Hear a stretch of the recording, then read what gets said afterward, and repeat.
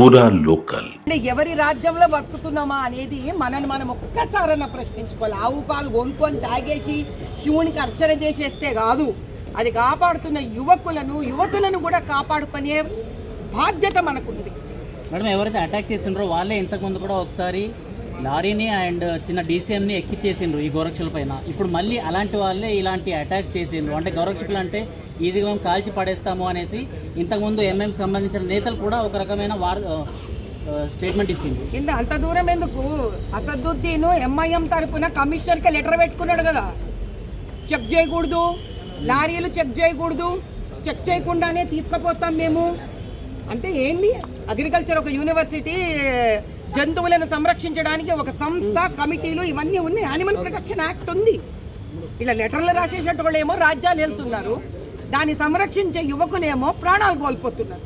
అంటే ఈరోజు రాష్ట్రం అంతా ఎలుగెత్తి బయటికి రావాలి.